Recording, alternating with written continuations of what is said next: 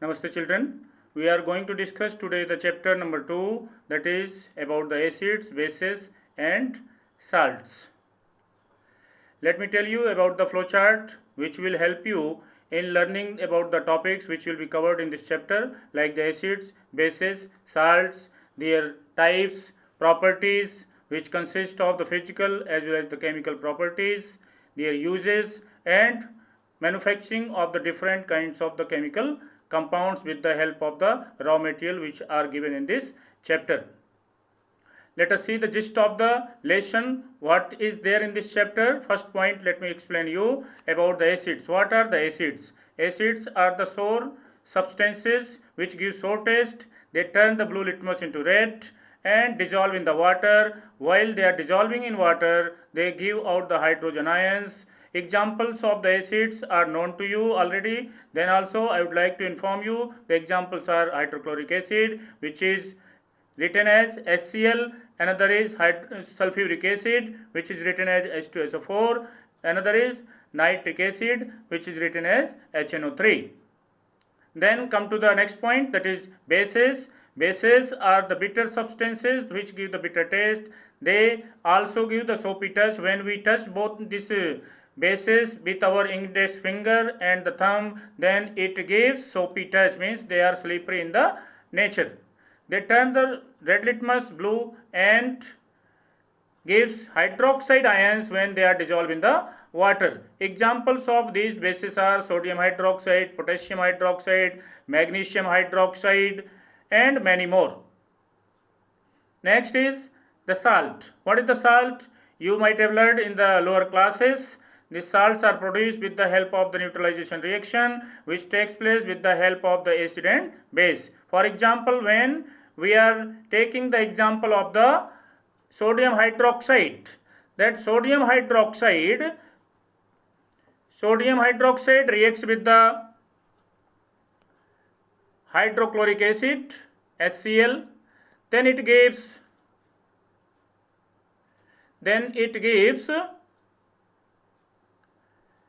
that is called sodium chloride.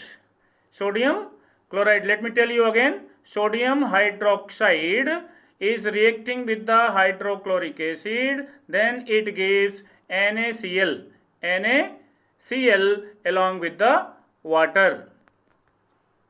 This is the reaction which takes place between the acid and base. It is also known as the neutralization reaction.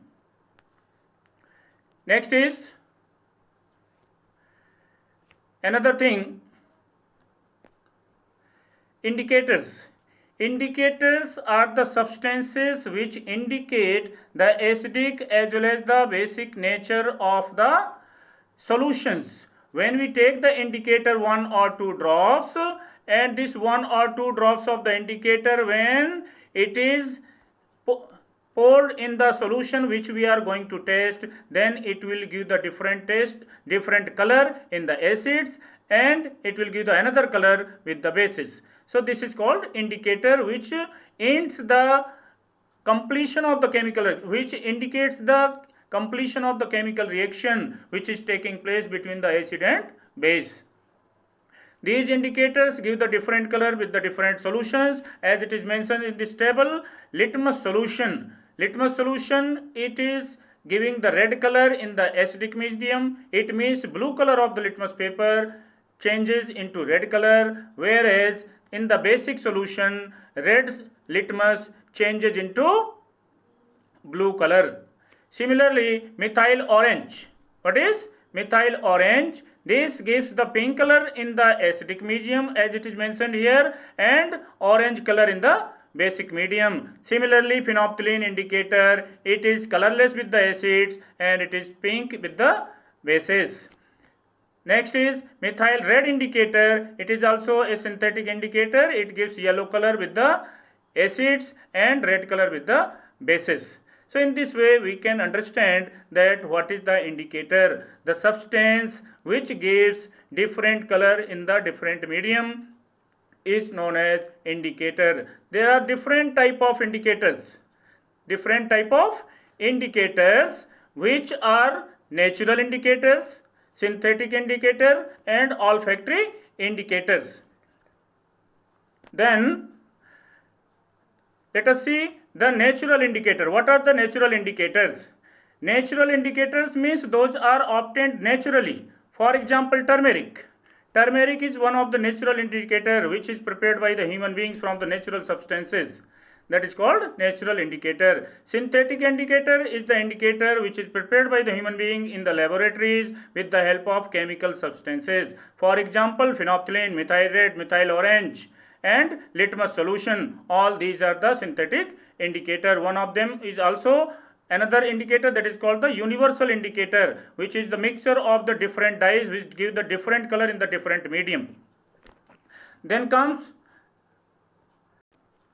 let me tell you about the olfactory indicator. What is the meaning of the olfactory indicator? You might have seen in the biology there is a term olfactory glands. Olfactory glands are the glands which indicates about the smell, through which we are able to get the sense of smell. Similarly, olfactory indicators also help us to identify whether it is the acidic solution or the basic solution, acidic substance or the basic substance, with the help of the change in their orders in the different mediums. That is known as olfactory indicators. One example is here, onion.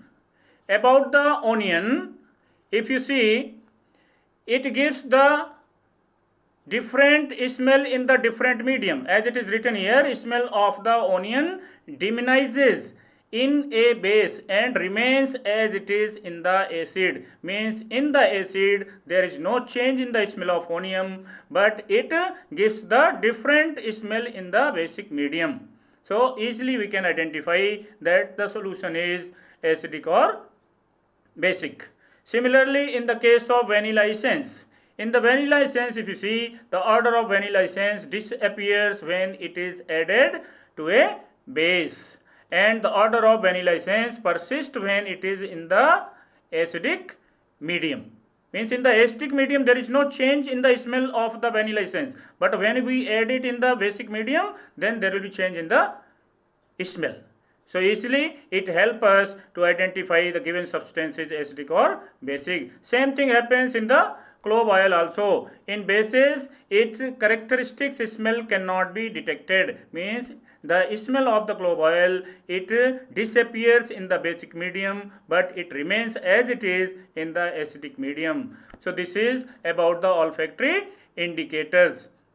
Now come to the another point, that is turmeric. It is also kind of natural indicator. In acids, yellow color of the turmeric remains yellow. There is no change in the turmeric when it is added in the acidic medium. But when it is mixed with the basic medium like the soap, then its color changes to red. So this is also a kind of natural indicator which help us to find out the given medium whether it is acidic or basic. Litmus, already I have informed to you that it is a natural indicator. Litmus solution is a purple dye which is the extract of a lichen plant, which is a kind of thallophyte. You learn in the biology. You might have got the idea about the lichen in the class 9 also. So it is the extract of the lichen which is a thallophyte. It is found in the purple color, and acid turns the blue litmus into red, whereas basis turns the red litmus into blue. So it also helps us to identify the given substances whether it is acid or base. Litmus paper will act as an indicator only if either the litmus paper is moist. We should remember this point. Litmus paper, we should remember that it will act as an indicator only if either the litmus paper is moist or the acid or base is also in the form of aqueous solution. Means it should contains the water. There should be solution of the water, then only it will behave as a indicator. It will help us to identify the given substance, or it will help the acid to release the hydrogen ion, and or in the case of the bases it will help to release the hydroxyl ion. So it is also a kind of indicator which comes in the category of natural indicator. I think it is clear to all of you. Now come to the another indicator in detail, see what happens. Phenolphthalein indicator. In the phenolphthalein indicator, you can see here it remains colorless in the acids but turns pink in the bases. When it is coming in the contact of bases, it gives pink color, but in the acids it remains colorless. So different colors are given in the different medium, so it is easy for us to identify whether given solution is acidic or basic. So very important thing that indicators are required for a chemical study of the various solutions, whether acidic or basic. Similarly, methyl orange turns pink in the acidic medium and becomes yellow in the basic medium. So this is also one kind of indicator. I think it is clear to all of you. Now come to the another point, properties of the acids. Let me tell one by one. First thing, that this indicator, that is not indicator, the acids are producing hydrogen ions. When they are producing hydrogen ions, they produce the hydrogen ion when they are dissolved in the water. If they are not dissolved in the water, then it will not be possible at all. And another thing, that they are giving the sour taste. And third thing, that they turn the blue litmus into red. This is the physical property of the acids. They act as an electrolyte in the solution. Whenever you do the electrolysis of water or sodium chloride or any other compound like the copper sulfate, you learn it in the metallurgy, then it behaves as an electrolyte. It helps to increase the rate of reaction. That is why all the acids, different type of acids, time to time, they are added with the different chemical compounds at the time of electrolysis when you pass the electric current through them, so that it will help to dissociate the compound. So they are acting as a electrolytes in the solution. Next is neutralized solution carrying the hydroxide ions. For example, the hydroxide ions you may get in the bases like the sodium hydroxide, potassium hydroxide, magnesium hydroxide, calcium hydroxide, different compounds which I have cited here. These are the examples of the bases. They contains hydroxyl ion or hydroxide ion. So these acids neutralize the bases. Those are containing the hydroxide ions. Means neutralization reaction takes place between the acid and base, in which each one of them, they nullify the effect of each other and help to neutralize the solution, as a result of which they produce the salt and water. You might have learned in the first chapter about the neutralization reaction. Next is, they react with the several metals releasing hydrogen ion. Most of the acids, they are reacting with the metals. And at that time when they are reacting with the metals, like the zinc reacting with the hydrochloric acid, HCl, then it produces what? It will produce ZnCl2. And it will produce the hydrogen ion also. Is it clear? Let me write again. Zinc plus HCl, it produces ZnCl2. ZnCl2 plus hydrogen gas. This is how the reaction takes place between the metals and hydrochloric acids. Next is about the another property of the acids, that is reaction of the acids with the carbonates. Most of the acids like the hydrochloric acid or the sulfuric acid, they release carbon dioxide while they are reacting with the carbonates. Let me explain you. Like sodium carbonate, Na2CO3, reacting with the HCl. When it reacts with the HCl, what will be reaction? It will produce NaCl plus carbon dioxide, and it will also release water, H2O. So this is the reaction which takes place between the carbonates and the hydrochloric acid. This is another property of the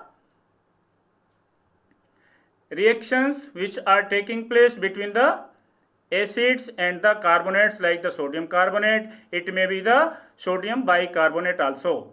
Another property of this acid, that is, they destroy the body tissue.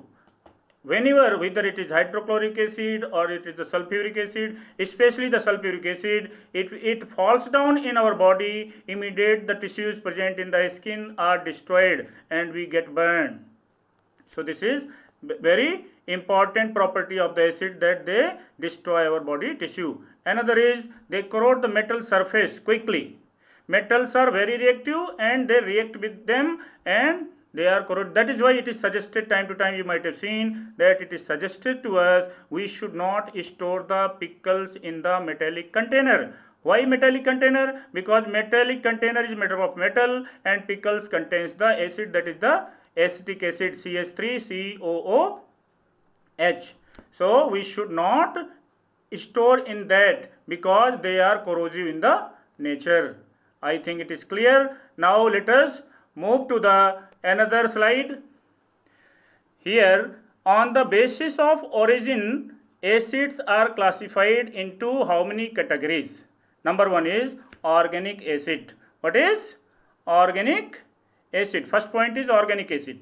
Acids derived either from the plants or from the animals, they are referred to the organic acid. For example, citric acid, which is found in the citrus fruits, and acetic acid, it is found in the grapes, which is also known as the vinegar when it is in the form of solution. Oxalic acid also the one of the organic acid, it is found in the tomatoes, and tartaric acid, it is present in the tamarind, which is called imli. Lactic acid, it is found in the milk or sometime in the curd also, which is sour in the taste. So these are the various organic acids either obtained from the plants or from the animals. Now come to the another point, that is the mineral acids. Which acids? Mineral acids. They are also called inorganic acid because they are not organic in nature. They are dangerous because if they by chance fall down in our body, they will remove the skin of the body, especially hydrochloric acid. Another is sulfuric acid. This is sulfuric acid and this is hydrochloric acid. Both of them are the mineral acid. Another example is also there, that is HNO3. This HNO3 is referred to the nitric acid. It is also very strong acid and it is obtained from the minerals. That is why it is called mineral acid, and they are also known as inorganic acids. Now come to the another point of this presentation. On the basis of their strength, acids can be classified in how many categories? On the basis of the strength. Strength means how much they are able to release the hydrogen ions, or the basis hydroxyl ions. So on the basis of that, we can categorize them into two categories. One is called strong acid, another is called weak acid. Strong acids means completely dissociates into its ions in the aqueous solution. Already it is informed to you what is the aqueous solution. Aqueous solutions means which is a form of solution in the water, that is called aqueous solution. In the aqueous solution, strong acids, they completely dissociates, they completely break down and turn into the different ions of that acid. It is known as strong acid. For example, nitric acid, it gets dissociated completely when it is dissolved in the water. Sulfuric acid, it gets completely dissolved and completely get dissociated. And hydrochloric also, it also gets dissociated into cations and anions when they are mixed with the aqueous solution or in the form of solution. They release the hydroxyl ions and other ions present in the compound. So this is about the strong acids. We should remember that strong acids means the acid which gets dissociated completely in the form of its ions in aqueous solution. That's all. Another is weak acid. Weak acids are those acids which do not completely dissociate into its ions in aqueous solution. For example, carbonic acid H2CO3. It is obtained from the carbon dioxide. When carbon dioxide is mixed with the water, it produces carbonic acid, which is written as H2CO3. Another is acetic acid. It is produced from the grapes. It is also known as ethanoic acid CH3COOH. It is known as acetic acid produced from the plants. So why it is called weak acid? Because they do not get dissociated completely into its ions. The number of ions produced by them is very less. In the case of strong acids, number of ions are more when they are dissolved in the water. This is called the classification of the acids into two categories on the basis of their strength, strong acids and weak acids. Now let me explain you about the another topic in this presentation. On the basis of their concentration, acids are classified into how many categories? It can be classified into two categories. One is called dilute acid, another is known as concentrated acid. It is clear to all of you, you might have learnt in the class 9 that the acids those contains less amount of the acid and more amount of water. It is referred to the dilute acid. Which acid? Dilute acid. Another is called concentrated acid. In this acid, the amount of the acid is more in comparison to the water which is used to make the solution. This is called dilute acid and concentrated acids. This classification has been done here on the basis of their concentration. I hope it is clear to all of you. Let us see the another thing, that is on the basis of number of hydrogen ions, acid can be classified into how many categories. It is clear from this presentation that it is of 4 types. One is called monotropic. It is mentioned here monotropic. Another is diprotic. Another is triprotic. Another is polyprotic. Monoprotic acid, diprotic acid, triprotic acid and polyprotic acid. It is not in your syllabus, but I felt that I should inform to you about this kind of acids also, which can be classified on the basis of that how many moles of the hydrogen ions are released by these acids when they are dissolved in the water. Monoprotic acid means which produces only 1 mole of hydrogen ion. They are referred to the monoprotic acid. Examples: HCl, it contains only 1 hydrogen atom, and nitric acid also it has only 1 hydrogen atom, so definitely they will produce only 1 mole of the hydrogen ion. Now in the case of the diprotic acids, they can produce 2 moles of hydrogen ion. Example: sulfuric acid, here it contains 2 atoms of hydrogen atom, therefore it will produce 2 moles of hydrogen ion. So it is coming in the category of diprotic acid. Third is triprotic acid, they produce 3 moles of the hydrogen ions. So they are classified in the category of triprotic acid. Example: H3PO4, it is called phosphoric acid. Here number of hydrogen atoms are 3, so definitely it will produce 3 moles of the hydrogen ions. Polyprotic acids, they are the acids which produce more than 3 hydrogen ions when they are dissolved in the water. So they are classified in the category of polyprotic acid. This is, I think, clear, children. What is the classification of the acids on the basis of the number of moles of hydrogen ions released by them. Next is another thing, properties of the bases. What is there in the properties of bases?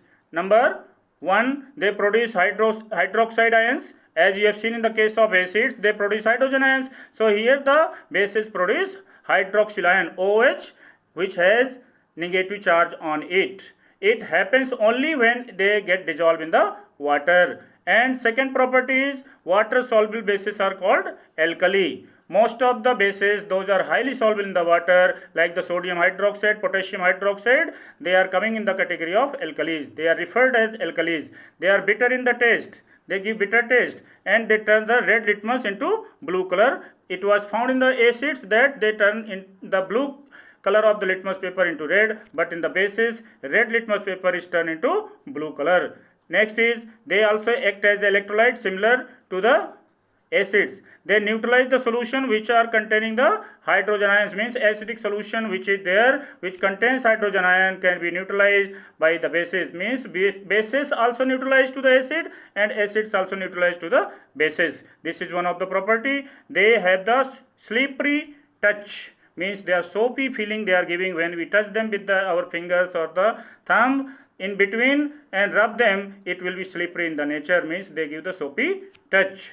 Another is they dissolve the fatty material also. So these are the very common properties of the bases.